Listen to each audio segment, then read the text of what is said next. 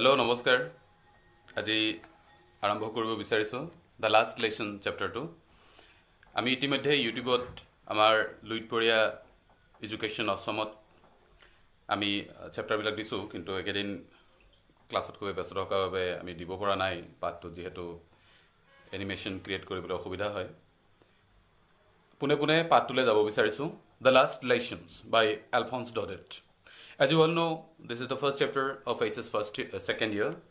Here, Alphonse Daudet has brought the pathetic sin of France and the, post-war condition of Europe. এই সাধুটোত এই ষ্টৰীটোত Alphonse ডডেটে যুদ্ধৰ পিছত জাৰ্মানীয়ে যেতিয়া ফ্ৰান্সৰ দুখন জিলা এলসাছ আৰু লৰেইন অকুপাই কৰিছিল তাৰ পিছত কি অৱস্থা হৈছিল সেই অৱস্থাটো ইয়াতে বিশ্লেষণ কৰিছে এই পাঠটো আমাৰ কাৰণে খুব দৰকাৰ উচ্চতৰ মাধ্যমিক দ্বিতীয় বৰ্ষৰ ছাত্ৰ-ছাত্ৰীৰ বাবে এই কাৰণেই যে এই পাঠটোৰ পৰা সৰহ সংখ্যক কোৱেশ্যন আহে পৰীক্ষাত আৰু প্ৰথমৰ কোৱেশ্যন কিটা এই পাঠটোৰ পৰাই থাকে গতিকে এই পাঠটো খুবেই ভালকৈ পঢ়াটো প্ৰয়োজনীয় আৰু সেই কাৰণে মই সিদ্ধান্ত ললো যে যেহেতু ইউটিউবত আনোতে সময় লাগিব এনিমেশ্যন ভিডিঅ'বোৰ বনাব নাজানো আৰু আমাৰ এডিটৰেও শিকি আছে গতিকে মই ফেচবুকৰ জৰিয়তে জ্ঞান বিকাশ একাডেমীৰ আমাৰ পেজৰ জৰিয়তে আজি আলোচনা কৰিম বুলি ভাবিছো বিশেষকৈ অসমীয়া মাধ্যমৰ ছাত্ৰ-ছাত্ৰীখিনিৰ কাৰণে এই পাঠটো মই পঢ়িব বিচাৰিছো আৰু ইংৰাজী মাধ্যমৰ ছাত্ৰ-ছাত্ৰীও বুজি পাব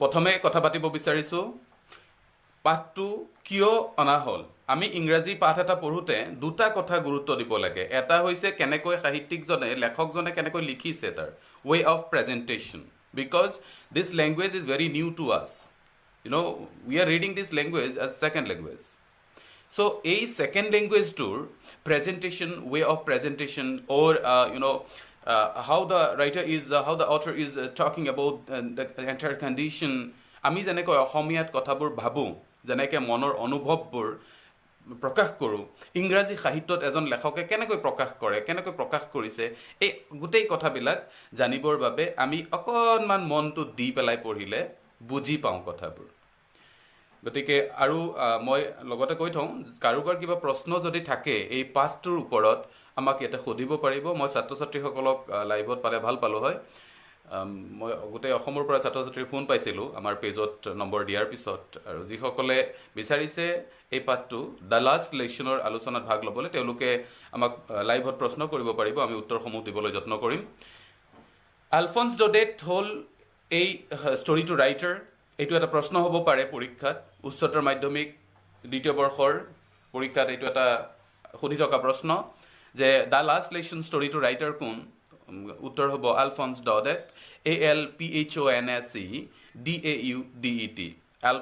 DAUDET আলফন্স ডডেট হ'ল এজন ফৰাচী নভেলিষ্ট উপন্যাসিক তেওঁ ফ্ৰান্সৰ এজন উপন্যাসিক আৰু ফ্ৰান্সৰ যেতিয়া দুখন জিলা এলসাছ আৰু লৰেইন জাৰ্মানীয়ে অকুপাই কৰি লৈছিল তেতিয়া এই কাহিনীটোৰ অৱতাৰণা কৰিছে তেওঁ সেই প্ৰেক্ষাপটত তেওঁ সাধুটোৰ অৱতাৰণা কৰিছে দ্য লাষ্ট লেসন আমি দ্য লাষ্ট লেসনত যোৱাৰ আগতে সেই যুদ্ধখনৰ কথা পাতিব লাগিব যিখন যুদ্ধৰ জৰিয়তে এই দুখন জিলা জাৰ্মানীৰ ভিতৰলৈ গুচি গৈছিল এলসাছ আৰু লৰেইন এই জিলা দুখন হ'ল এলসাছ আৰু লৰেইন যুদ্ধখনৰ নাম আছিল ফ্ৰেংকো প্ৰুছিয়ান ৱাৰ মনত ৰাখিবা ফ্ৰেংকো প্ৰুছিয়ান ৱাৰ হৈছিল 1870 চনৰ পৰা 71 চনলৈ 1870 চনৰ পৰা 71 চনলৈ ফ্ৰেংকো প্ৰুছিয়ান ৱাৰ হৈছিল গতিকে এই যুদ্ধখনত জাৰ্মানী জিকিছিল মানে প্ৰুছিয়া জিকিছিল আৰু প্ৰুছিয়াৰ ভিতৰত কি আছিল প্ৰুছিয়াৰ ভিতৰত থকা দেশ তিনিখন সহজে মনত থাকিবলৈ অসমৰ ল'ৰা ছোৱালীৰ কাৰণে ফৰ্মুলাটো হ'ল AGP মানে অসম গণ পৰিষদ তেনেকৈ মনত ৰাখিবা AGP অষ্ট্ৰিয়া জাৰ্মানী পোলেণ্ড প্ৰুছিয়াৰ ভিতৰত তিনিখন দেশ আছিল অষ্ট্ৰিয়া জাৰ্মানী পোলেণ্ড মানে AGP মনত থাকিব সহজে এনেকৈ ফৰ্মুলা ক্ৰিয়েট কৰি ল'লে আচ্ছা প্ৰুছিয়া আৰু ফ্ৰান্সৰ মাজত যুদ্ধ লাগিছিল তাতে জাৰ্মানীও এখন ভিতৰৰ অংশ ৰাজ্য আছিল ৰাষ্ট্ৰ আছিল আৰু জাৰ্মানীৰ ক্ষমতা বেছি আছিল সেই সময়ত এই প্ৰুছিয়াৰ ভিতৰত গতিকে হেড অফিচ যিহেতু তেওঁলোকৰ বাৰ্লিনত আছিল বাৰ্লিনেই কণ্ট্ৰল কৰিছিল প্ৰুছিয়াৰ কাম কাজবোৰ আৰু যেতিয়া ফ্ৰান্সৰ এই দুয়োখন জিলা অকুপাই হৈছিল তেতিয়াই জাৰ্মানী সিদ্ধান্ত লৈছিল যে দুয়োখন জিলাত জাৰ্মান ভাষা প্ৰৱৰ্তন কৰা হ'ব আৰু জাৰ্মান ভাষা প্ৰৱৰ্তন কৰিব লওঁতেই মানুহৰ চিন্তাধাৰাত মানুহৰ মনত কেনেধৰণৰ আঘাত কৰিছিল এই সাধুটো পঢ়িলে গম পাবা আহিছোঁ প্ৰথম পেৰাগ্ৰাফলৈ I started very late for school that morning and was in great dread of scolding. Especially M. Hamel had said that he would question us on the participles, and I don't know the first word about them. So M. Hamel, okay, I will go to it later. I started for school very late in the morning and was in great dread of scolding.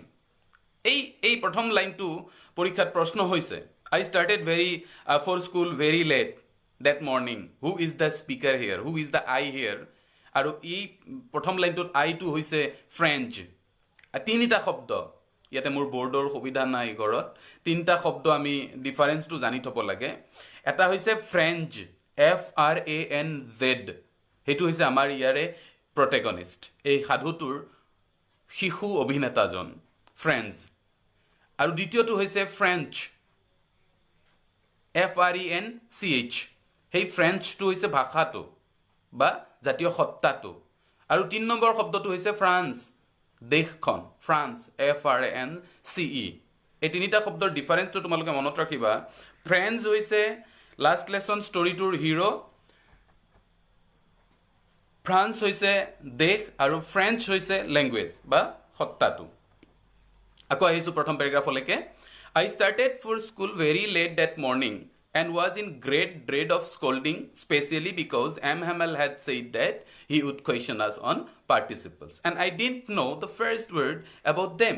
যে মই বৰ ভয় খাই আছিলোঁ সিদিনা school যাবলৈ কাৰণ M. Hamel গালি পাৰিব স্কুলত M. Hamelক ভয় খাইছিল কি কাৰণ M. Hamel সিদিনা পাৰ্টিচিপলছৰ ওপৰত প্ৰশ্ন কৰিব আৰু ফ্ৰেঞ্চ নামৰ সেই ল'ৰাটোৱে পাৰ্টিচিপলছৰ বিষয়ে একোৱে নাজানিছিল He কৈছে যে I did know the first word about them. মই প্ৰথম শব্দটোৱে নাজানিছিলোঁ participles-ৰ. For a moment I thought of running away and spending the day out of doors. এই মুহূৰ্তৰ বাবে মই ভাবিছিলোঁ যে মই বাহিৰলৈ ওলাই গুচি যাওঁ দিনটো বাহিৰতে কটাওঁ I was not it was so warm so bright এই দিনটো বৰ উজ্জ্বল আছিল বৰ ফৰচা দিন আছিল কাৰণ পশ্চিমত কি হয় ইউৰোপত তোমালোকে জানা যে ইউৰোপত সদায় এটা শীতল পৰিবেশ শীতল বাতাবৰণে তেওঁলোকক হেচি ধৰি থাকে আৰু তেওঁলোকে যেতিয়া ৰ'দ পৰে বা এটা ফৰচা দিন পায় তেতিয়া তেওঁলোকৰ বৰ ভাল লাগে তেওঁলোকে আনন্দ পায় আৰু সেই কথাটোৱে ইয়াতে আমি বুজি ল'ব লাগিব যে it was so warm and so bright সিদিনা দিনটো বৰ উজ্জ্বল আছিল বৰ ৰ'দাল দিন আছিল সেই কাৰণে সেই কথাটো উল্লেখ কৰিছে এই লাইনটো খুব গুৰুত্বপূৰ্ণ the birds were chirping at the edge of the woods চৰাইবিলাকে গছৰ ওপৰত কিৰিলিয়াই আছিল and in the open field back of the sawmill the Prussian soldiers were drilling আৰু মুকলি পথাৰখনত back of the sawmill সেই কাঠফলা মিলৰ পিছফালে Prussian soldier বিলাকে ড্ৰিলিং কৰিছিল It was all much more tempting than the rule of participles. আৰু এইবিলাকে বহুত বেছি আকৰ্ষণ কৰিছিল participles-ৰ নিয়মতকৈ. But I had the strength to resist and hurry off to school. কিন্তু মোৰ ভিতৰত মানে ফ্ৰেঞ্চৰ ভিতৰত এই আকৰ্ষণবোৰ বাধা দি পেলাই স্কুলত যাব পৰা ক্ষমতা আছিল প্ৰথম পেৰাগ্ৰাফটোত কেইবাটাও প্ৰশ্ন হয় প্ৰথম পেৰাগ্ৰাফটোত প্ৰথম লাইনতেই হৈছে যে I started for school very late that morning who is the speaker here French FRANZ French is the speaker here why was he afraid of going to school দ্বিতীয়টো প্ৰশ্ন প্ৰথম লাইনতে দ্বিতীয়টো প্ৰশ্ন হৈছে he was afraid of going to school because M. Hamel was about to ask them questions on the rules of participles right তৃতীয়টো প্ৰশ্ন হৈছে where were the birds chirping the birds were chirping at the edge of the woods where were the Prussian soldiers drilling the Prussian soldiers were drilling in the back of the sawmill in the open field. Oh, why did he wanted to spend the day out of doors? যে ফ্ৰেঞ্জে গোটেই দিনটো বাহিৰত কিয় কটাব বিচাৰিছিল কাৰণ সেই দিনটো উজ্জ্বল আছিল গছত চৰাইবিলাকে গছৰ ওপৰত মাতি আছিল the birds were chirping at the edge of the woods হয়নে Prussian soldiers বিলাকে ড্ৰিলিং কৰি আছিল আৰু এইবিলাকে বৰা বেছি আকৰ্ষণ কৰিছিল কাৰণ স্কুলত গলেতো গালিয়ে খাব লাগিব পাৰ্টিসিপলছৰ নিয়মখিনিৰ ওপৰত নিয়মটো খুদিবই আৰু দুখৰ কথা আছিল যে ফ্ৰেঞ্জে পাৰ্টিসিপলছৰ নিয়মখিনি একোৱেই নাজানিছিল এইটো আছিল প্ৰথম প্যাৰাগ্ৰাফটো প্ৰথম প্যাৰাগ্ৰাফত আমাৰ কেইবাটাও প্ৰশ্ন হৈছে তোমালোকে আকৌ এবাৰ চাবা যদি অসুবিধা থাকে আমাক কমেন্ট বক্সত কমেন্ট কৰিবা আমি পিছৰ পৰ্যায়ত তোমালোকৰ এই প্ৰবলেমবিলাক সলভ কৰিম আৰু লুইতপৰীয়া এডুকেশ্যন আসাম পেজটোত আমি এনিমেশ্যনৰ জৰিয়তেও তোমালোকৰ বাবে এই পাঠটো লৈ আহিম পৰৱৰ্তী সময়ত when I passed the town hall তাৰমানে কি এই বাধাবিলাক নেউচি পেলাই ফ্ৰেঞ্জে স্কুলৰ ফালে গতি কৰিলে when I passed the town hall there was a crowd in front of the bulletin board আচ্ছা সৰকাৰৰ নোটিছ বিলাক আমাৰ ইয়াতে সৰকাৰি জাননীবিলাক কত আজিকালি তো নিশ্চয় তোমালোকে ফেসবুকে পোৱা হয় না ফেসবুকত টুইটাৰত পোৱা যে আমাৰ চিফ সেক্ৰেটাৰী যোৱাকালি ঘোষণা দিছে যে বন্ধ নখুলে বা অমুকটো বন্ধ খুলিব মোদীয়ে ঘোষণা দিয়ে যে অমুকটো বন্ধ খুলিব যে টুইটাৰত দিছে হয়নে যেতিয়া এই ষ্টৰীটো লিখা হৈছিল 19 শতিকাত তেতিয়া এই বস্তুবোৰ নাছিল তেতিয়া নোটিছ বৰ্ডৰ সিস্টেম আছিল আমাৰ যেনেকৈ ৰেডিও নামঘৰত প্ৰতিষ্ঠা কৰিছিল তেনেকৈ তেওঁলোকৰ নোটিছ বৰ্ড বিলাকত দিয়া হৈছিল আৰু তেতে বুলেটিন বৰ্ডত সৰকাৰি নোটিছ বিলাক দিছিল বুলেটিন বৰ্ডখন কোড আছিল টাউন হলৰ সন্মুখত আছিল ফ্ৰেঞ্জে ক'লে যে when I passed the town hall there was a crowd in front of the bulletin board মই যেতিয়া টাউন হলটো পাৰ হৈছিলো বুলেটিন বৰ্ডৰ সন্মুখত মই এটা মানুহৰ জুম দেখিছিলো বহুত মানুহ জমা হৈ আছিল তাত For the last 2 years, all our bad news had come from there. বিগত 2 বছৰে সকলোবোৰ বেয়া খবৰ বেয়া বাতৰি সেই বুলেটিন বৰ্ডখনৰ পৰাই আহিছে বিগত 2 বছৰে সকলোবোৰ বেয়া খবৰ সেই নোটিছ বৰ্ডখনৰ পৰাই আহিছে কি নোটিছ বৰ্ডখনত বেয়া খবৰ আহিছিল the lost of battles এইবোৰ প্ৰশ্ন হয় সেই কাৰণে মই একেলগে কৈ গৈছো গোটেইবোৰ কথা ইয়াতে যে বুলেটিন বৰ্ডত বেয়া খবৰ কি আহিছিল what were the bad news that had come from the bulletin board what were the bad news that had come from the bulletin board আৰু ইয়াৰ উত্তৰটো হ'ল যে the lost of battle the draft the order of the commanding officer etc যে যুদ্ধত হাৰা খবৰটো আহিছিল সৰকাৰৰ নতুন ড্ৰাফটৰ কথা আহিছিল নতুন নিয়ম নীতিৰ কথাবোৰ আহিছিল আৰু কমান্ডিং অফিচাৰৰ যেহেতু যুদ্ধ বিগ্ৰহৰ পৰিবেশ এটা আছিল আৰু আৰ্মিৰ এটা শাসনৰ বাতাবৰণ চলি আছিল গতিকে কমান্ডিং অফিচাৰৰ হুকুম বিলাকো সেই নোটিছ বৰ্ডতে ৰাইজক দিয়া হৈছিল যে তোমালোকে এইবোৰ মানি চলিব লাগিব গতিকে তিনিটা খবৰ আমাৰ মাজত আছিল কি আছিল সেইকেইটা the lost of battle the draft the order of the commanding officer so we had 3 informations in the bulletin board so what were the bad news that had come from the bulletin board we need to remember 3 incidents the loss of battle the draft the order of the commanding officer ইয়াৰ উপৰিও সেই bulletin বৰ্ডখনত আৰু এটা খবৰ আছিল বেয়া খবৰ হেতু আমি পৰৱৰ্তী প্যাৰাগ্ৰাফত আলোচনা কৰিম এতিয়া ফ্ৰেঞ্জে গৈ যেতিয়া বুলেটিন বৰ্ডখনৰ কাষ চাপিছিল কাষ পাওঁতে কি ভাবিছিল যে এইবাৰ আৰু কি বেয়া খবৰ হ'ব পাৰে যে ইমান মানুহ জমা হৈছে অলৰেডি তো এই ইমান ধৰণৰ বেয়া খবৰ আহি গল and I thought myself without stopping what can be the matter now so I thought without stopping that what can be the matter now then as I hurried by as fast as I could go the blacksmith Hauser who was there with his apprentice reading the bulletin called me after don't go so fast bad you will get to your school in plenty of time যেতিয়া মই গৈ পেলাই সেই bulletin বৰ্ডখন ঠিক উছৰ চাপিছিলো তেতিয়া blacksmith এজনে মোক মাতিছিল তেওঁৰ নাম আছিল Hauser সো পৰীক্ষাৰ প্ৰশ্ন হয় নেম দা ব্ল্যাকস্মিথ আৰু তেওঁৰ নামটো হ'ল Hauser WACHTER তেওঁৰ নাম Hauser এটো পেজ নম্বৰ 3 প্ৰথম প্যাৰাগ্ৰাফৰ দ্বিতীয় লাইনৰ প্ৰথমটো শব্দ Hauser আন্ডাৰলাইন কৰি ৰাখিবা পৰীক্ষাৰ প্ৰশ্ন হয় হিটো যে Hauser নামৰ ব্ল্যাকস্মিথ জনে কমাৰ জনে তেওঁক মাতি পেলাই কৈছিল যে তুমি বেগাই নেযাবা তোমাৰ যথেষ্ট সময় আছে তুমি লাহে ধীৰে গ'লেও স্কুল পাবা I thought he was making fun of me and raised my MML's little car and all out of breath. মই ভাবিছিলোঁ সেই মানুহজনে মোক তেনেকৈ কৈ থাকোঁতে যে মোৰ ধেমালি কৰিছে নেকি মোক ঠাট্টা কৰিছে নেকি সচৰাচৰ আমি তেনেকৈ ভাবোঁ নহয়নে আমি কেতিয়াবা বেয়া হাতৰ আখৰ দি যদি কিবা এটা লিখোঁ যে কোনোবাই যদি আমাক কয় যে বাহ ধুনীয়া হেণ্ড ৰাইটিং মই নিজে জানো নহয় মোৰ হেণ্ড ৰাইটিংটো বেয়া বুলি কোনোবাই যদি মোক তেনেকৈ কয় ঠাট্টা কৰা যেন নালাগেনে কেতিয়াবা মই কিবা কাৰণত 1 নম্বৰ কম পাই 60% নেপালোঁ নতুবা 29 নম্বৰ পাইছোঁ 1 নম্বৰ এটা কম পাইছোঁ কোনোবাই যদি সেই কয় বৰ ভাল ৰিজাল্ট কৰিছাহে কেনেকুৱা লাগিব ঠাট্টা কৰা যেন লাগিবনে তেনেকুৱাই অনুভৱ হৈছিল ফ্ৰেণ্ডজৰো যে স্কুলত অলৰেডি মই লেট হৈছোঁ ইতিমধ্যে মই পলম হৈছোঁ স্কুললৈকে আৰু মানুহজনে কৈছে যে তুমি বহুত টাইম আছে লাহে লাহে যোৱা সেইকাৰণে মই কি কৰিছিলোঁ দৌৰা দৌৰিকৈ গৈ একে উশাহে গৈ পেলাই স্কুল পাইছিলোঁ Usually, when the school began, there was a great bustle, which could be heard out in the street. The open and the closing desk, lessons repeated in unison, very loud, with our hands over our ears to understand better, and the teacher's great ruler rapping on the table. যে generally কি হয় school এখন যেতিয়া চলি থাকে সাধাৰণতে এখন school যেতিয়া চলি থাকে স্কুল এখন চলি থাকিলে কি হয় যে স্কুলখনৰ যিবিলাক সাধাৰণ হুলস্থুলীয়া পৰিৱেশ এটা যিটো স্কুলৰ এটা সাধাৰণ পৰিৱেশ সেই পৰিৱেশটো আমি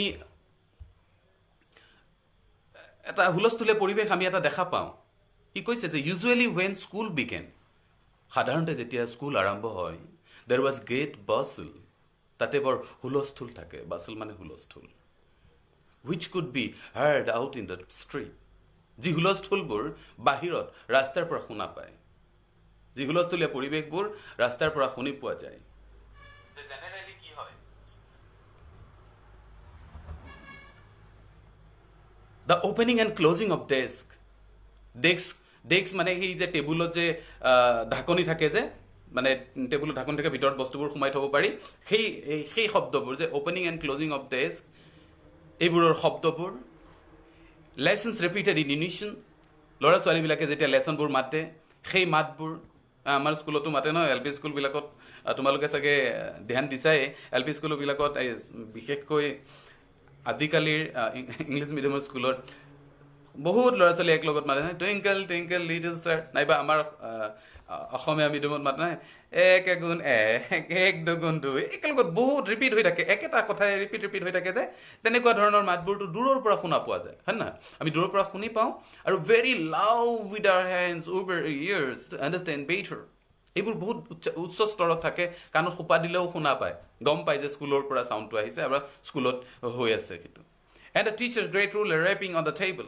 আৰু শিক্ষকজনৰ ডাঙৰ সেই এচাৰিডাল টেবুলত কোবাই থকা শব্দটো শুনা যায় এখন স্কুলত যেতিয়া ক্লাছ চলি থাকে টেবুলখনৰ খোলা বন্ধ কৰা শব্দবোৰ ল'ৰা ছোৱালীবোৰে হুলস্থুলী পৰিৱেশত পুনৰাই ৰিপিট কৰা পাঠবোৰ আৰু শিক্ষকজনে টেবুলত থপুৰিয়াই ছাত্ৰ ছাত্ৰীক হুলস্থুল নকৰিবলৈ কোৱা মাতবোৰ ধুনীয়াকৈ দূৰৰ পৰা কাণত সোপা দিলেও বুজি পায় but now it all so still কিন্তু আজি তেনেকুৱা একো হোৱা নাছিল স্কুলখনত আজি স্কুলখনত তেনেকুৱা একো হোৱা নাছিল I had counted on my commotion to get to my desk যে মই মোৰ ডেস্কত মোৰ জাগাত কোনো নেদেখাকে গুচি যাম বুলি ভাবিছিলোঁ but of course that day everything had to be as quiet as Sunday morning কিন্তু সিদিনাটো সকলোবোৰ বস্তু দেওবাৰ ৰাতিপুৱাৰ দৰে আছিল সিদিনা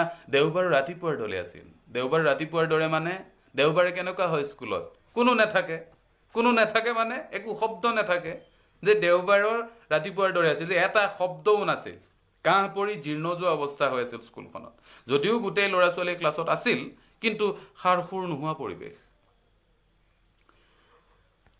Through the window I saw my classmates খিৰিকীৰে মই দেখিছিলোঁ মোৰ ক্লাছমেটবিলাক বহি আছিল already in their places সিহঁতৰ জাগাত আছেই and Hamel walking up and down iron ruler under his arm আৰু Hamele সেই লাকতিডাল কাখলতি তলত লৈ গোটেই ক্লাছৰুমটোৰ ভিতৰত অহা যোৱা কৰি আছে I had to open the door মই দৰ্জাখন খুলিব লগা হৈছিল সন্মুখৰ পৰা and go in before everybody আৰু সকলোৰে সন্মুখৰে যাব লগা হৈছিল you can imagine how I blushed and how frightened I was তোমালোকে কল্পনা কৰিব পাৰা মই কিমান ভয় খাইছিলোঁ কিমান কিমান বেজাৰ লাগিছিল মোৰ মই কিমান ভয় খাইছিলোঁ কিমান বেজাৰ মোৰ লাগিছিল কাৰণ এম হেমেলক ভয় কৰিছিল ফ্ৰেঞ্চে আগতে প্ৰথম পেৰাগ্ৰাফতে ফ্ৰেঞ্চে কৈছে যে এম হেমেল নামৰ শিক্ষকজনক ফ্ৰেঞ্চে বহুত ভয় কৰিছিল আৰু সেই ভয় কৰাৰ বিনিময়ত সি স্কুললৈ যাব খোজা নাছিল ভয় কৰাৰ কাৰণেহে স্কুললৈ যাব খোজা নাছিল আৰু ভয় কৰাৰ কাৰণে সি এই ক্লাছটোতো তেওঁৰ সন্মুখেৰে সোমাই যাবলৈ অসুবিধা পাইছিল কষ্ট পাইছিল পিছৰ পেৰাগ্ৰাফত যাব খুজিছোঁ বাট নাথিং হেপেন মই নেটটো ঠিকে আছে নাই গম পোৱা নাই আজি অলপ নেট শ্ল' হৈ আছে এইটো কথাবিলাক সেইকাৰণে মই ৰিপিট কৰিছোঁ বাৰে বাৰে কৈছোঁ but nothing happen M Hamel saw me and said very kindly কিন্তু সিদিনা মই ভয় খোৱাৰ দৰে একোৱেই নহ'ল এম হেমেলে মোক চাই পেলাই বৰ গহীনকৈ মাতিলে আৰু মৰমত ক'লে go to your place quickly little French Go to your place quickly, little friends. We were beginning without you. আমি তুমি অবিহনে আৰম্ভ কৰিবলৈ লৈছিলোঁ তুমি তোমাৰ জাগালৈ যোৱাগে ফ্ৰেঞ্চ আমি তুমি অবিহনে আৰম্ভ কৰিবলৈ লৈছিলোঁ I jumped over the bench and sat down at my desk. Not till then, when I had got a little over my fright, did I see that our teacher had his beautiful green coat. আৰু মই একে উশাহে গৈ জাপ মাৰি নিজৰ চিটত বহিছিলোঁ নিশ্চয় বুজিব পাৰিছে চাগে যেতিয়া শিক্ষকজনে নামাৰি পেলাই তেওঁ কৈছিলে যে তুমি তোমাৰ জাগাত যোৱাগে ফ্ৰেঞ্চে একে উশাহে গৈ ডেস্কত বহিয়ে ঘূৰি পেলাই শিক্ষকজনলৈ চাইছিল চাই আচৰিত হৈছিল এম হেমেলে সিদিনা তেওঁৰ সেই বিশেষ পোচাকযোৰ পিন্ধি আছিল যিযোৰ পোচাক তেওঁ সাধাৰণতে স্কুলত নিপিন্ধে পোচাকযোৰ কি আছিল you may get a question here that what was the dress of M. Hamel or when you explain the character of M. Hamel you need to write this line also so please remember he was wearing a beautiful green coat frilled shirt and a little black silk cap তেওঁ এটা green coat পিন্ধি আছিল এটা frill shirt পিন্ধি আছিল আৰু এটা black Cape পিন্ধি আছিল তেওঁ এটা গ্ৰীণ সেউজীয়া ৰঙৰ কোট পিন্ধিছিল এটা চেক শাৰ্ট পিন্ধিছিল আৰু এটা ক'লা টুপি পিন্ধিছিল অল এমব্ৰইডাৰ্ড আৰু সকলোবোৰ এমব্ৰইডাৰী কৰা আছিল that he never wore except on inspection and prize day এই দুটা শব্দ মনত ৰাখিবা inspection and prize day that he never wore except inspection and prize day inspection আৰু prize day দিনাহে তেওঁ এই দুটা ড্ৰেছ পিন্ধিছিল besides the whole school seemed so strange and solemn এই ইয়াৰ উপৰিও যে এম হেমেলে বিশেষ ড্ৰেছযোৰ পিন্ধিছিল ইয়াৰ উপৰিও স্কুলখন যেন একেবাৰে আচহুৱা এক অদ্ভুত পৰিৱেশ এটা বিৰাজ কৰিছিল সিদিনা ফ্ৰেঞ্চ নামৰ সেই সৰু ল'ৰাটোৱে সৰু বাচ্চাটোৱে স্কুলৰ প্ৰাথমিক শ্ৰেণীৰ সেই ল'ৰাজনে কেতিয়াও এনেকুৱা এটা আচহুৱা পৰিৱেশ স্কুলখনত দেখা নাছিল The things that surprised me most was to see on the back benches were always empty the village people sitting quietly like ourselves. আচৰিত কথাটো হ'ল যে ক্লাছৰুমৰ শেষৰ বেঞ্চবোৰ যিবোৰ সাধাৰণতে খালী হৈ থাকে সদায় সেইবোৰ আজি গাঁৱৰ মানুহবোৰ বহি আছে আমাৰ নিচিনাকে আমি ল'ৰা ছোৱালী বহি থকা নিচিনাকে বৰ শান্ত হৈ নীৰৱে বহি আছে সিহঁতি সেই মানুহবোৰ কোন কোন আছিল গাঁৱৰ মানুহবোৰ কোন কোন আছিল দ্য ওল্ড হাউজাৰ হাউজাৰ এটা উপাধি old Hauser with his 3 cornered hat তেওঁ তিনিকুণীয়া টুপিটো পিন্ধি পেলাই বহি আছিল কোন আছিল প্ৰথম মানুহজনৰ কথা কৈছে he was the old হাউজাৰ Hauser এটা উপাধি গতিকে বুঢ়া হাউজাৰ মানুহজন বহি আছিল দ্য ফৰ্মাৰ মেয়ৰ প্ৰাক্তন মেয়ৰজন আছিল ফৰ্মাৰ পোষ্টমাষ্টাৰ প্ৰাক্তন পোষ্টমাষ্টাৰজন আছিল এণ্ড সেভাৰেল আদাৰ্ছ বিচাইডছ আৰু ইয়াৰ উপৰি বহুত মানুহ আছিল গাঁওখনৰ ক্লাছৰ শেষত বহি আটাইবোৰ মানুহে সিদিনা ক্লাছটোলৈ আহিছিল কিয় আহিছিল এইটো খুব গুৰুত্বপূৰ্ণ আৰু দুখ লগা ঘটনা আৰু পিছৰ ফালে আৰু ইণ্টাৰেষ্টিং কাহিনীটো কাৰণ শেষলৈকে নকন্দুৱাই নেৰে আমাৰ ৰাইটাৰ আলফন্স ডডেতে চকু পানী উলিয়াই দিব যদি ভালকৈ পঢ়া তোমালোকে। এতিয়া আহিছোঁ পিছৰ পেৰাগ্ৰাফটোলৈকে যে এই মানুহবোৰ আচলতে কিয় ক্লাছটোলৈ আহিছিল, এই গাঁৱৰ old Hauser, former mayor, former postmaster আৰু গাঁৱৰ মানুহবোৰ কিয় বহিছিল ক্লাছৰুমটোত। হাউজাৰজনে তিনিকুণীয়া টুপিটো পিন্ধি আহিছিল কিন্তু, আৰু ডাঙৰ ডাঙৰ চশমাযোৰ পিন্ধি আহিছিল। কাষৰ সেই ছবিটোত কিতাপখনত দেখা পাইছা চাগে তোমালোকে। এভৰিবডি লুক so sad, সকলোবোৰ মানুহ বৰ দুখিত দেখিছিল। And the Hauser had brought an old primer, তেওঁ এখন পুৰণা প্ৰাইমাৰ লৈ আহিছিল, পুৰণা পাঠ্যপুথি লৈ আহিছিল, মানে এলফাবেট লিখা থাকে তাতে। At the edge he held it to open on his knees with his great spectacles lying across the pages. আৰু সেই কাগজখনৰ যিখন প্ৰাইমাৰ তেওঁ আনিছিল, এটা মূৰত বুঢ়া আঙুলিৰে হেঁচি ধৰি তেওঁ খুলিবলৈ যত্ন কৰিছিল আঁঠুত থৈ। কাৰণ সেই মানুহজনেও দুখ পাইছিল যে সেই স্কুলখনত আৰু ফৰাচী ভাষা শিকোৱা নহ'ব, সেইকাৰণে তেওঁ বাকীবোৰ মানুহৰ লগত প্ৰেজেণ্ট আছিল। আৰু এইখিনি কথা পিছৰ পেৰাগ্ৰাফত আমি পাম, পৰৱৰ্তী পেৰাগ্ৰাফত। While I was wondering about it all, মই এই সকলোবোৰ দৃশ্য যেতিয়া চাই আছিলোঁ, M Hamel mounted in his chair, M হেমেলে চকীখনত বহি গৈছিল ভালকৈ। And in the same grave and gentle tone which he had used to me, আৰু একেধৰণে গহীনভাৱে তেওঁ মোক যেনেকৈ স্বাগতম জনাইছিল ক্লাছটোলৈ, তেনেকৈ তেওঁ কৈছিল, My children, it is the last lesson I shall give you. The order has come from Berlin to teach only German in the schools of Alsace and Lorraine. মোৰ মৰমৰ ছাত্ৰ ছাত্ৰীসকল, এইটোৱে শেষ পাঠ মই তোমালোকক পঢ়াম, এইটোৱে শেষ পাঠ মই তোমালোকক পঢ়াম। বাৰ্লিনৰ পৰা অৰ্ডাৰটো আহি গৈছে যে তোমালোকৰ স্কুলত আৰু জাৰ্মান ভাষা পঢ়াব লাগিব।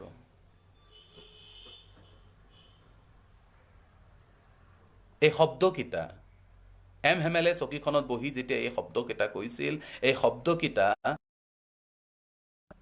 বজ্ৰপাত হৈ পৰিছিল। তেওঁ আৰু কৈছিল, The new master comes tomorrow. The new master comes tomorrow. This is your last translation. I want you to be very attentive. নতুন মাষ্টাৰজন কাইলৈ আহিব, মই তোমালোকক মন দিয়াটো বিচাৰিছোঁ। তোমালোকে মোৰ আজিৰ পাঠটোত মন দিবা। What a thunderclap these words to me. এই শব্দকেইটা বজ্ৰপাত পৰা দি পৰিছিল। Oh, the wretches that what they had put up at a town hall. এই খবৰটো হেতি টাউন হলত লগাই থৈ দিছিল নে? क्योंकि एम हेमेल फ्रेंच को लगा नहीं था कि ये माहौल है। छोटा सा बच्चा है, जब स्कूल आ रहे थे ना, उसको पता नहीं चल रहा था कि ये लास्ट लेशन है, ये लास्ट डे स्कूल का, उसका मतलब फ्रांस लेशन, कल से तो जर्मन बन जाएंगे वो भी, उसको पता नहीं था।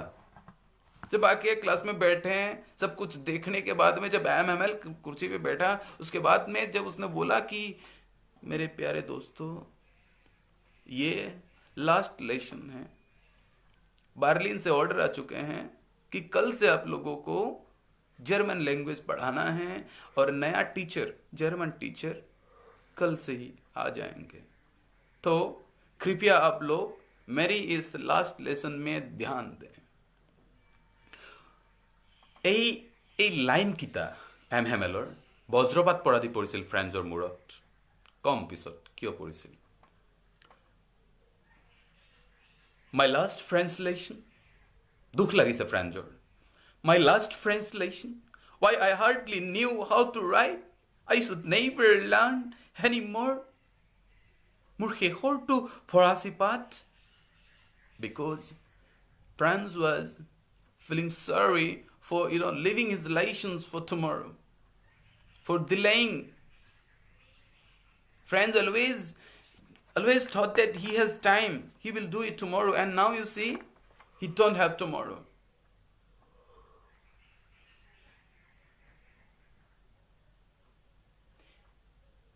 He has no tomorrow.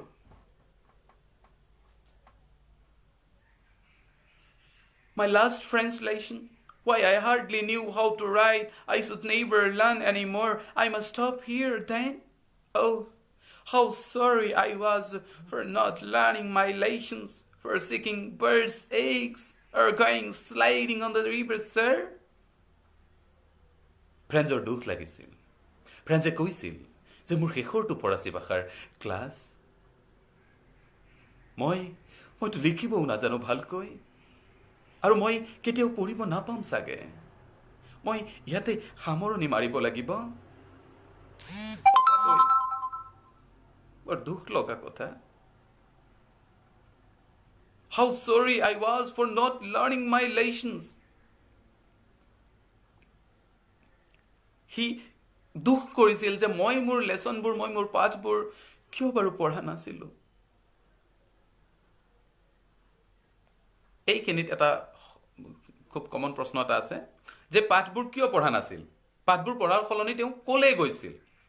তেওঁ পাঠবোৰ পঢ়াৰ সলনি কলে গৈছিল যে instead of learning his lesson, he used to enjoy his day by sliding in the river Sar. S-A-A-R. মনত ৰাখিবা, Sar. Page number 4, last paragraphৰ চতুৰ্থ লাইনৰ চতুৰ্থটো শব্দ। Page 4, last paragraph, line 4, word 4. ঠিক আছে? সেই শব্দ Sar, S-A-A-R. So name the river mentioned in the story, last lesson. সেইটো হ'ব Sar. Sar নদীত স্লাইডিং কৰিবলৈ গৈছিল, এই যে নদীত পিছলি যায় যে। আকৌ চৰাইৰ কণী বিচাৰি ফুৰিছিল। গাঁৱৰ ল'ৰা ছোৱালীবিলাকে এতিয়াও কৰে স্কুলত যোৱাৰ সময়ত। চৰাইৰ কণী বিচাৰি আনন্দ লৈছিল। My books that had seemed such a nuisance a while ago, so happy to carry, my grammar, my history, and the sayings were all friends now that I could never give up. যিবিলাক কিতাপ মোৰ কেই মুহূৰ্তমানৰ আগলৈকে বুজা যেন লাগিছিল, সেইবোৰ কিতাপ এতিয়া যেন মোৰ পুৰণি বন্ধু হৈ পৰিছে। সেইবোৰ কিতাপ মই কেতিয়াও এৰি দিব নোৱাৰো। সেইবোৰ কিতাপ কেতিয়াও মই পেলাই দিব নোৱাৰো। মোৰ গ্ৰামাৰ কিতাপ, মোৰ হিষ্ট্ৰী কিতাপ। এজন ছাত্ৰ কেই মুহূৰ্তমানৰ আগলৈকে যেতিয়ালৈকে গম পোৱা নাছিল যে সেইটো ফৰাচী ভাষাৰ শেষৰটো ক্লাছ, সি ভাবিছিল যে এই বুজাখন মই পিঠিত লৈ ফুৰিব লগা হৈছে। আৰু suddenly his mind is changed when he came to know that this is the last lesson he is learning, and before this moment he was thinking that these books were nuisance for his life, these books are nuisance, the history book, the grammar book. Now he is feeling that they are his old friends and he can never give them up. And Hamel too. Oh, Hamel, যিজন মানুহক সি বৰ বেয়া পাইছিল, ভয় কৰিছিল, মানুহজনৰো তাৰ বৰ বেজাৰ লাগিছে, বেয়া লাগিছে। হেমেলক বৰ বেয়া লাগিছে মানুহজনক। কিয়? Hamel to the idea that was going away. Hamel নামৰ মানুহজনতো গৈ আছিল, তেওঁতো আৰু কেতিয়াও ঘূৰি নাহিব। That I should never see him again. মই তেওঁক চাগে আৰু কেতিয়াও লগ নেপাম। Made me forget all about his ruler. তেওঁৰ সকলোবোৰ নিয়ম নীতি খং মোৰ পাহৰাই পেলাইছিল। And how cranky he was. সঁচাকে তেওঁ বৰ কঠোৰ আছিল। সেই সকলোবোৰ কথাই পাহৰাই পেলাইছে। Poor man. বেচেৰাটো। It was in honor of his last lesson that he had put on his fine Sunday clothes, and now I understood why the old men of the villages were sitting there in the back of the room. বেচেৰা মানুহটো সন্মান দিবলৈ চাগে সেই গাঁৱৰ মানুহবোৰ ক্লাছটোৰ শেষত বহি আছিল। মই এতিয়াহে বুজিলো। It was because they were sorry too, that they had not gone to school more. It was their way of thanking our master for these 40 years of faithful service and showing their respect for the country that was there no more. সিহঁতি সেই ক্লাছটোৰ শেষত বহি আছিল হয়তো মানুহজন সন্মান দিবলৈ। সিহঁতি সেই ক্লাছটোৰ শেষত বহি আছিল হয়তো দেশখনক সন্মান দিবলৈ। মানুহজনে 40 বছৰ সেইখন স্কুলত কাম কৰিছিল। 40 বছৰ সেৱা কৰাৰ পিছত হয়তো মানুহজনক সেই মানুহখিনিয়ে সন্মান প্ৰদৰ্শন কৰিব বিচাৰিছে। সেইকাৰণে হয়তো ক্লাছটোৰ শেষত মানুহখিনি বহি আছিল। তেওঁলোকে সন্মান দিব বিচাৰিছিল দেশখনত আৰু আজি সেই শ্ৰেণীটোত বহি থকা প্ৰতিজন মানুহৰ ভিতৰত জাগি উঠিছিল দেশপ্ৰেমবোধ কাৰণ সেই দেশখন সিহঁতৰ হৈ থকা নাই আৰু আলছাছ আৰু লৰেইন আজিহে এই মুহূৰ্ততহে ফ্ৰান্সৰ হৈ আছে কাইলৈৰ পৰা জাৰ্মান হৈ যাব ইতিমধ্যে প্ৰুছিয়ান সৈন্যই ড্ৰিলিং আৰম্ভ কৰিছে আইন কানুনবোৰো জাৰ্মানীৰ আহি গৈছে গতিকে স্কুলখনতো তেওঁলোকৰ নিয়ম নীতিবোৰ আৰম্ভ হৈ যাব কাইলৈৰ পৰা While I was thinking of all these, I heard my name called. মই এই সকলোবোৰ কথা ভাবি থাকোঁতেই মই মোৰ নামটো মাতা শুনিলোঁ It was my turn to recite. মোৰ পাল পৰিছিল পঢ়া মানে ক্লাছটোত ইজনৰ পিছত সিজনকৈ পঢ়ি গৈছিল আৰু মই এইবোৰ কথা ভাবি আছিলোঁ সেই সময়খিনি আৰু যেতিয়া মোৰ পাল পৰিছিল মই ভাবিছিলোঁ যে মই এটাও ভুল নকৰাকে অনৰ্গল একেৰাহে মাতি যাম গোটেইবোৰ বাট I got mixed up on the first word.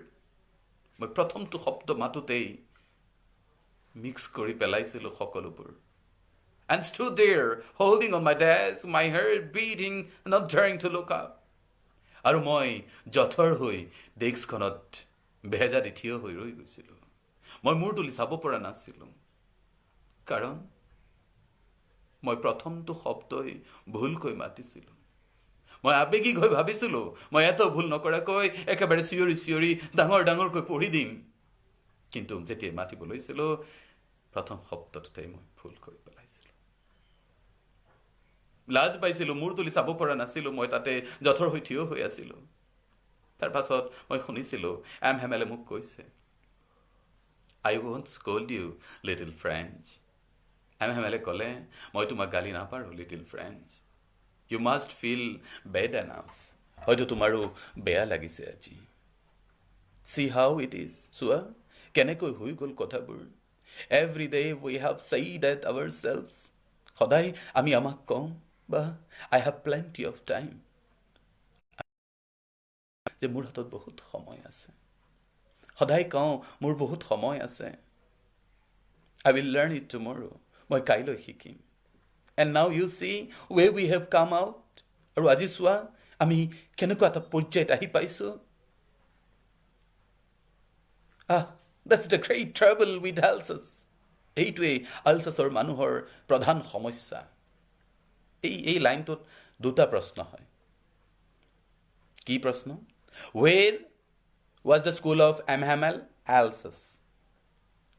এমহেমেলৰ স্কুলখন ক'ত আছিল এলছাছত আছিল ফ্ৰান্স কোন স্কুলত পঢ়িছিল এমহেমেলৰ স্কুলত পঢ়িছিল আৰু এইখন ক'ত আছিল এলছাছত আছিল গতিকে এলছাছ ডিষ্ট্ৰিক্টত আছিলে ফ্ৰেঞ্চত লৰেইনখন তেওঁলোকৰ সংলগ্ন জিলা ওচৰৰ জিলা আৰু এলছাছৰ সেই স্কুলখনতে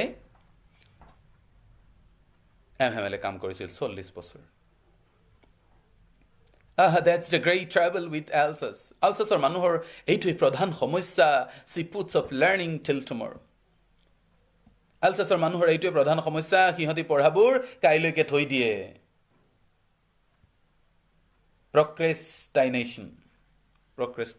Procrastination মানে ডিলে কৰা পলম কৰা পেলাই থোৱা Procrastination এইটো মনত ৰাখিবা এইটো লাগে এইটো এনসাৰত Now this fellow out there will have the right to say to you how it is you pretend to be a Frenchman and you can neither speak nor write your own language.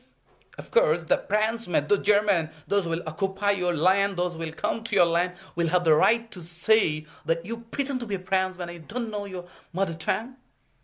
अरे भाई आप लोग French होने की drama करते हो और अपने वजह नहीं जानते हो है ना ঠাট্টা কৰিব নাই তহঁতি ফ্ৰেঞ্চ হোৱা নাটক কৰ তহঁতি নিজৰ ভাষাটোৱে নাজানো দেখোন লিটিল ফ্ৰেঞ্চৰ এই যে মাতিব নোৱাৰা অৱস্থাটোক দেখি এমহেমেলে কৈছে যে তোমালোকে ফৰাচী হোৱা নাটক কৰা তোমালোকে জাতীয়তাবাদৰ কথা কোৱা জাতিৰ কথা কোৱা আৰু চোৱা নিজৰ ভাষাটোকে ক'বলৈ নাজানা নিজৰ ভাষাটোকে ভালকে লিখিব নাজানা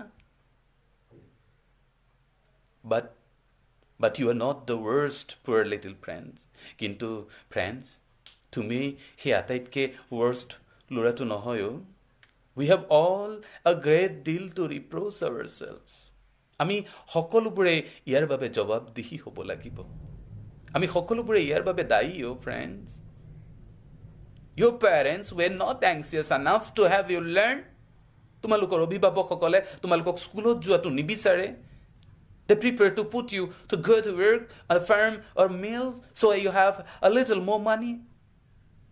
যে তোমালোকে ফাৰ্মত যোৱা কোম্পানীত কৰবাত কাম কৰা ইণ্ডাষ্ট্ৰীত কাম কৰা কেইটামান পইচা উপাৰ্জন কৰিবা আৰু মইতো সমানেই দুখী Have I not often sent you to water my flowers? মই তোমালোকক বাগিচাত পানী দিবলৈ পঠিওৱা নাছিলো নে Instead of learning your lessons, তোমালোকৰ পাঠ পঢ়ুৱাৰ সলনি বাগিচাত পানী দিবলৈ পঠিয়াও and when I wanted to go fishing, did I not just give you a holiday? আৰু যেতিয়া মই মাছ মাৰিবলৈ যাওঁ তেতিয়া তোমালোকক বন্ধ দি নিদিওঁ নে হেমেলৰো বেয়া লাগিছিল অভিভাৱকসকল যিমানে দুখী আছিল তেওঁ নিজকে সিমানে দুখী বুলি অনুভৱ কৰিছিল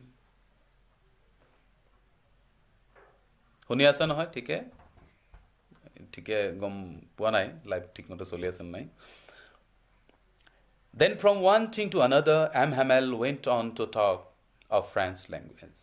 তাৰ পাছত এটাৰ পিছত এটা কৈ হেমেলে ফৰাচী ভাষাটোৰ ওপৰত কথাবোৰ কৈ গ'ল অনৰ্গল কাৰণ সিদিনা শেষৰটো ক্লাছ আছিল হেমেল মানুহজন আবেগিক হৈ আছিল সিদিনা এটা কৈ হেমেলে ফ্ৰেঞ্চ লেছনৰ লেংগুৱেজৰ ওপৰত ক্লাছটো কৈ গ'ল আৰু তেওঁ ক'লে যে it was the most beautiful language in the world মনত ৰাখিবা what did Franz Hamel tell about the French language what did Hamel tell about the French language he said it was the most beautiful language in the world হেমেলে ক'লে যে ফৰাচী ভাষাটো পৃথিৱীৰ ভিতৰত শ্ৰেষ্ঠতম ভাষা the clearest and the most logical পৃথিৱীৰ ভিতৰত আটাইতকৈ স্পষ্ট আৰু যুক্তিপূৰ্ণ ভাষা that we must protect we must guard it among us and never forget it এই ভাষাটো আমি আমাৰ মাজত সুৰক্ষিত কৰিব লাগিব আৰু আমি ইয়াক কেতিয়াও পাহৰিব নালাগিব because when a people are enslaved as long as they hold fast to their language it is as if they had the key to their prison কাৰণ হেমেলে বিশ্বাস কৰিছিল যে ভাষা থাকিলেহে এটা জাতি থাকিব আৰু ভাষাটো থাকিলেহে সেই জেলৰ চাবিপাতৰ কাম কৰিব ভাষাটোৱে এইখিনিতে মই পাঠৰ পৰা উদাহৰণ দিব বিচাৰিছো ভাৰতৰ স্বাধীনতা যুদ্ধৰ যেতিয়া ভাৰতৰ স্বাধীনতা যুদ্ধ আৰম্ভ হৈছিল সেই সময়ত ভাৰতীয়বিলাকৰ ভাষা কি আছিল হিন্দী হয়নে আৰু ব্ৰিটিছবিলাকৰ আছিল ইংৰাজী ব্ৰিটিছবিলাকে হিন্দী ভাষা বুজি নাপাইছিল আমি হিষ্ট্ৰী পঢ়ি যিমানখিনি বুজি পাইছোঁ ব্ৰিটিছবিলাকে ইংৰাজী বুজি নাপাইছিল ভাৰতীয়বিলাকে হিন্দীত পাৰ্গত আৰু ভাৰতীয়খিনিয়ে ব্ৰিটিছৰ সন্মুখতে হিন্দী ভাষাতে কথা পাতি প্লেনিং কৰিছিল তেনেকুৱা বহুত ঘটনা বহুত ইনচিডেণ্ট আমি ইতিহাসত পাইছোঁ যে ব্ৰিটিছে ভাষাটো বুজি নোপোৱাৰ বাবে আমাৰ স্বাধীনতাৰ পথটো মুকলি কৰাত সহজ হৈছিল ঠিক তেনেকৈ হেমেলেও বিশ্বাস কৰিছিল যে তোমালোকে যদি ফৰাচী ভাষাটো শ্ৰদ্ধা সহকাৰে সুৰক্ষা দিয়া তেতিয়া তোমালোকৰ সেই জেলৰ চাবিপাতৰ কাম কৰিব এই ভাষাটোৱে Then he opened a grammar book and read us our lessons. তাৰ পাছত তেওঁ গ্ৰামাৰৰ কিতাপখন আৰম্ভ কৰিলে আৰু সিহঁতৰ ফ্ৰেণ্ডছহঁতৰ বাবে এটা পাঠ আৰম্ভ কৰিলে I was amazed to see how well I understood it. মই আচৰিত হৈছিলোঁ মই ইমান সুন্দৰকৈ বুজিছিলোঁ পাঠবোৰ All he said seemed so easy. তেওঁ কোৱা সকলোবোৰ কথা বৰ সহজ লাগিছিল ইমান সহজ I think too that I had never listened so carefully. মই ভাবোঁ যে ময়ো চাগে ইয়াৰ আগত কেতিয়াও ইমান মনোযোগ দি কেতিয়াও তেওঁৰ পাঠবোৰ শুনা নাছিলোঁ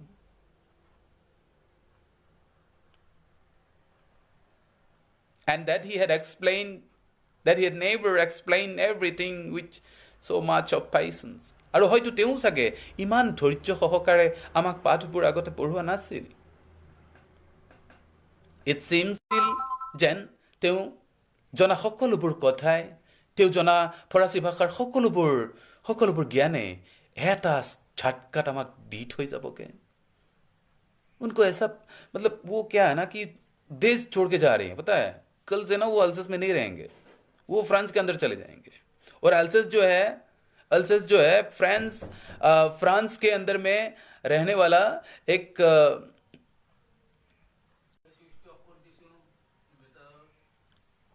सो क्या है कि अभी जो turn off that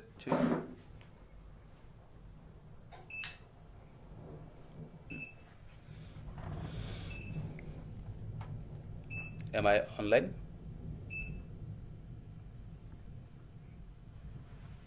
Sune online? Okay, right. I can see myself. Sorry. অকণমান বিজুলী বজৰ পৰা আহিছে কাৰণে অলপ দিগদাৰ হৈছে. It seemed almost as if the poor man wanted to আচ্ছা এনেকুৱা লাগিছিল যেন সেই মানুহজনে তেওঁ জনা সকলোবোৰ কথা সকলোবোৰ জ্ঞানে আমাক একেবাৰে দি থৈ গুচি যাবগে কাৰণ কাইলৈৰ পৰা তেওঁ আমাৰ মাজত নাথাকিব আৰু After the grammar, we had a lessons in writing. Grammaৰৰ পাছত আমাৰ ৰাইটিংছৰ ওপৰত এটা লেসন লৈছিল. That day, M. Hamel had new copies for us. সিদিনা M. Hamel আমাৰ কাৰণে নতুন বহি লৈ আহিছিল. Written in a beautiful round hand, France Alsace. সেই বহিবোৰৰ ওপৰত পকোৱা আখৰ দি লিখা আছিল. France Alsace. They looked like little flags floating everywhere in the classroom, hung from the rood at the top of the desk. এনেকুৱা লাগিছিল যেন ৰাস্তাত ডেস্কৰ ওপৰত সৰু সৰু পতাকাবোৰ উৰি আছিল. You ought to have seen how everyone set to work and how quiet it was. তোমালোকে চাব লাগিছিল ইমান ধুনীয়াকে শান্ত হৈ ল'ৰা ছোৱালীবোৰ মানুহবোৰ যেন কামত লাগি আছিল ক্লাছটোৰ ভিতৰত. The only sound was the scratching of pen and paper was heard. কাগজ আৰু কলমৰ ঘৰখনৰ শব্দবোৰহে শুনা গৈছিল সেইদিনা. ইমান নীৰৱ আছিল. এসময়ত কেইটামান পোক উৰি গৈছিল. But nobody paid any attention to them. কোনেও গুৰুত্বই নিদিলে. Not even the littlest ones. সৰু সৰু বাচ্চাকেইটাও গুৰুত্ব নিদিলে. Who worked right on the tracing their fish hooks. যিবিলাকে fish hooks মিলোৱাত আছিল. এই যে পাজলছবোৰ মিলোৱাত ব্যস্ত হৈ আছিল সিহঁতিও যেন গুৰুত্ব দিয়া নাছিল. As if that was France too. এনেকুৱা লাগিছিল যেন সেই fish hookবোৰো ফৰাচী আছিল. On the roof the pigeons stood very low. এই প্ৰশ্নটো আহে পৰীক্ষাত এক্সপ্লেইন কৰিবলৈ. The pigeons stood very low. আৰু ঘৰৰ মুধচত পাৰ চৰাইবোৰো বৰ কোমলকৈ মাতিছিল. আৰু ফ্ৰেঞ্চে তেতিয়া ভাবিছিল will they make them sing in German? যে সিহঁতি পাৰ চৰাইকেইটাকো জাৰ্মান ভাষাত গান গাবলৈ বাধ্য কৰাব পাৰিবনে? সিহঁতি জাৰ্মানবিলাকে এই পাৰ চৰাইকেইটাক জাৰ্মান ভাষাত গান গাবলৈ বাধ্য কৰাব পাৰিবনে? When I looked up from my writing, I saw M. Hamel sitting motionless in his chair. আহিছে. Okay, we are online again. Can you please close the door? অকণমান নেটৰ অসুবিধা দিছে. মই আকৌ আহিব বিচাৰিছোঁ. একেবাৰে শেষ কৰি পেলাম আজি পাঠটো. দুটামান পেৰাগ্ৰাফ আছে মাত্ৰ আৰু. So whenever I looked up from my writing, I saw M. Hamel sitting motionless. আচ্ছা মই যেতিয়া মূৰ তুলি পেলাই চাইছিলোঁ মই দেখিছিলোঁ যে M. Hamele motionless হৈ জঠৰ হৈ পেলাই বহি আছিল আৰু তেওঁ এটাকে বস্তুবোৰ চাই আছিল ক্লাছৰুমটোৰ ভিতৰত.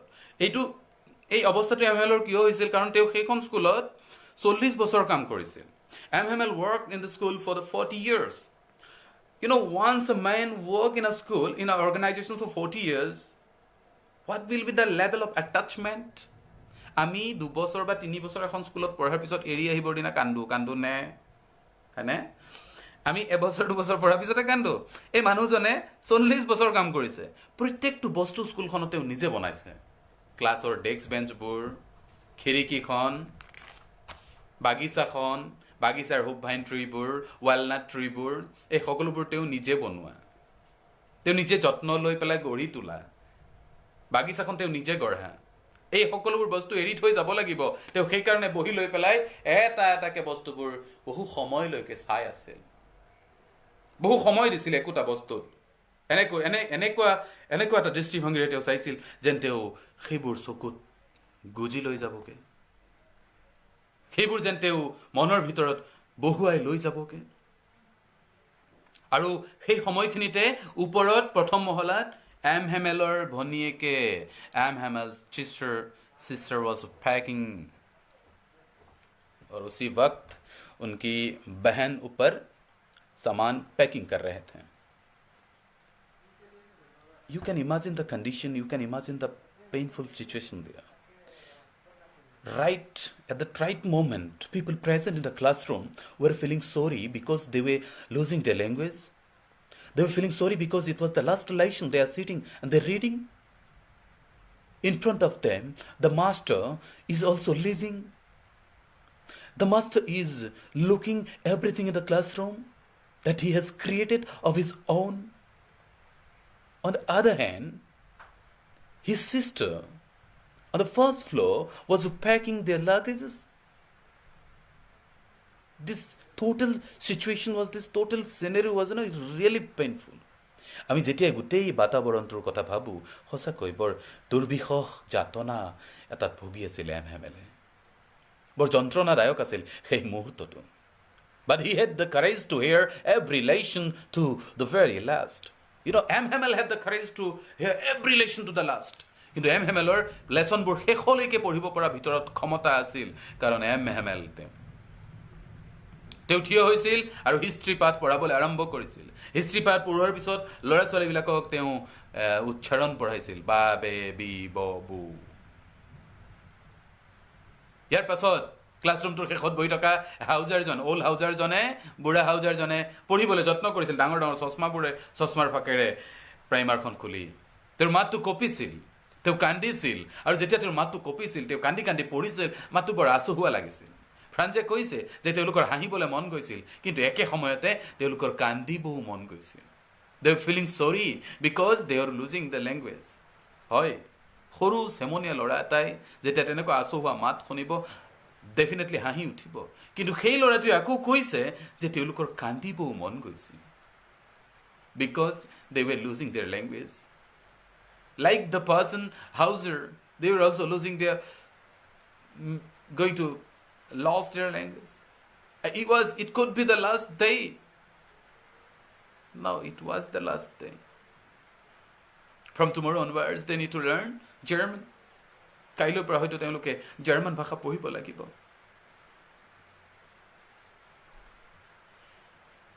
All at once the church clock struck 12. Then the Angelus. আৰু সকলোৰ শেষত গীৰ্জাৰ ঘড়ীটোই ঘণ্টা বজালে 12টাৰ। Then the Angelus, তেতিয়া প্ৰাৰ্থনাৰ সময় হৈছিল। At the same time, same moment, the trumpets of the Prussians returning from drill sounded under our windows. আৰু একে সময়তে যেতিয়া গীৰ্জাত 12টা বাজিছিল, যেতিয়া প্ৰাৰ্থনাৰ সময় হৈছিল, এঞ্জেলছৰ সময় হৈছিল, সেই একে সময়তে আমাৰ শ্ৰেণীৰ ক্লাছৰুমৰ এই খিৰিকীত প্ৰুছিয়ান চলজাৰৰ ড্ৰামৰ শব্দবোৰ ভাহি আহিছিল। প্ৰুছিয়ান চলজাৰবিলাকেও ড্ৰিল কৰি উভতি আহিছিল। আৰু এম হেমেল থিয় হৈছিল। মই জীৱনত প্ৰথমবাৰ, ফ্ৰেণ্ডে কৈছে যে মই জীৱনত প্ৰথমবাৰ এম হেমেলক ইমান হেতা পৰাৰ অৱস্থাত দেখিছিলোঁ। ইমান হেতা পৰা মানুহজন মই কেতিয়াও দেখা নাছিলোঁ, ইমান দীঘল। আৰু এম হেমেলে থিয় হৈ ক'বলৈ যত্ন কৰিছিল, মাই ফ্ৰেণ্ডছ,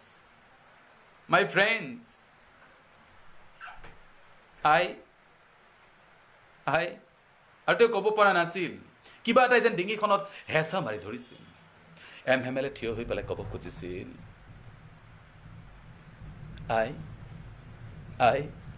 আৰু যেন কিবা এটা যন্ত্ৰণাই, কিবা এটা দুখে ডিঙিত হেঁচা মাৰি ধৰিছিল। তেওঁ কথাবোৰ ক'ব পৰা নাছিল। Then he turned to the blackboard, আৰু তাৰপাছত তেওঁ ব্লেকবৰ্ডৰ ফালে ঘূৰি গৈছিল, took a piece of chalk and bearing on his all might he wrote, "Five love France." আৰু তাৰ পাছত সমস্ত শক্তি যোগাই যিমান ডাঙৰকৈ পাৰি বোৰ্ডখনত কিমান ডাঙৰকৈ লিখিবলৈ যত্ন কৰিছিলে, "ভাইভ লাভ ফ্ৰান্স", দীৰ্ঘজীৱী হওক France, long live France. Then he stopped and leaned his head against the wall. তাৰপাছত তেওঁ ৰৈ গৈছিল, ৱালত মূৰটো গুজি দিছিল। Without a word, he made a gesture. তেওঁ ঘূৰিব পৰা নাছিল, কিয় নাছিল জানা নহয়? তেওঁ যেতিয়া লিখি আছিল, হয়তো তেওঁৰ চকু পানী বৈ আহিছিল। কৈছে তেওঁৰ ডিঙিত হুকে হেঁচা মাৰি ধৰিছিল তেওঁ যেতিয়া কথা ক'ব বিচাৰিছিল। সেয়েহে তেওঁ চকডাল লৈছিল আৰু বৰ্ডত লিখি দিছিল, "ভাইভ লাভ ফ্ৰান্স"। লিখাৰ পিছত তেওঁ সেই মূৰটো বৰ্ডত গুজি দিছিল, সেই ৱালত গুজি দিছিল। ঘূৰি পেলাই তেওঁ চাব পৰা নাছিল আৰু হাতেৰে ইচাৰা কৰি কৈছিল যে ক্লাছটো শেষ হৈছে, তোমালোকে যাব পাৰা। "The school is dismissed, you may go."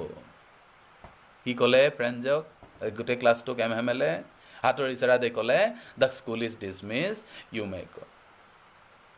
আৰু আমাৰ এই লেচনটো আমি ইউটিউবত লুইতপৰীয়া এডুকেশ্যন আছামত আমি আপলোড কৰিম। তেতিয়া আমি বৰ্তমান গ্ৰামাৰৰ কাম কৰি আছোঁ, টেন্স চেন্সখিনি দি আছোঁ। আৰু খুব সোনকালে by next week I think we'll bring the last lesson with animated version. We are trying on it. Let's try. And if I cannot bring up animated version, then also I'll try to bring a different version. No, I won't show you my face again there in YouTube. So thank you for watching, and do share please for the all second year learners. And if dear learners, if you want question answers, please text me. My number is there in this my academy page.